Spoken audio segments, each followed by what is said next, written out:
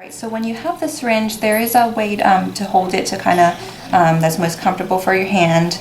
So with the syringe, what I typically do is I use my pointer finger, my middle finger, and my thumb to hold it, and then I use my ring finger. Some people prefer their pinky to kind of control the barrel here, or the plunger, excuse me, and this will kind of help either, to pull back to make sure you're not getting any blood, and also pushing.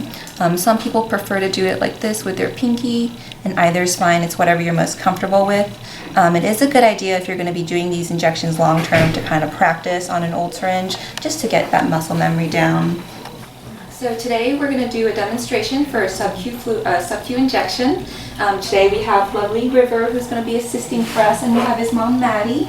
Typically for this, it's a good idea to have a second person to kind of help hold and just give them some assurance.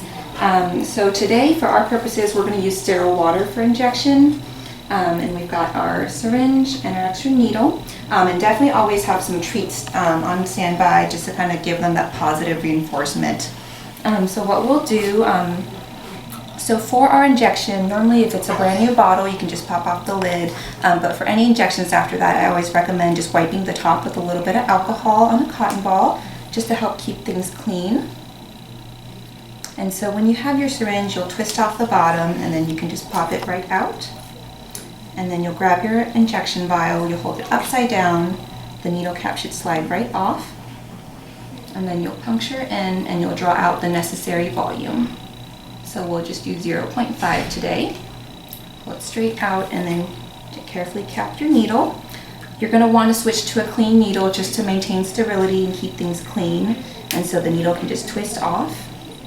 And then with your new needle, you'll have this plastic portion, and again just twist in a counterclockwise motion and pull it straight up, and then this will twist onto your syringe, and now you're ready to give the injection.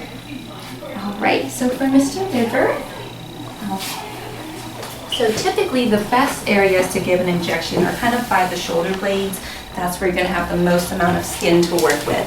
I have a peanut butter board here. It's just basically a nice constant supply of treats, and also kind of helps that positive association.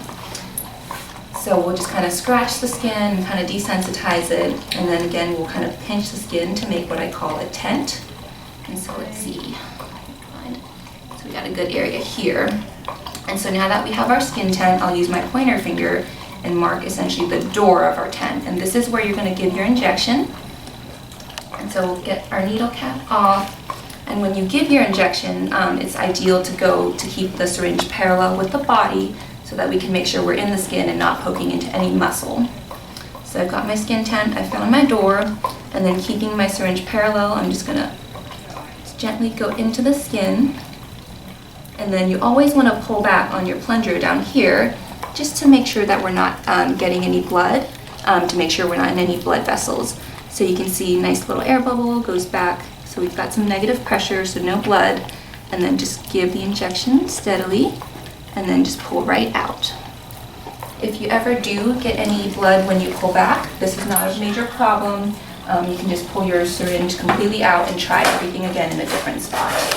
And now that River's all done, he can have all the peanut butter and all the Cheerios. There we go.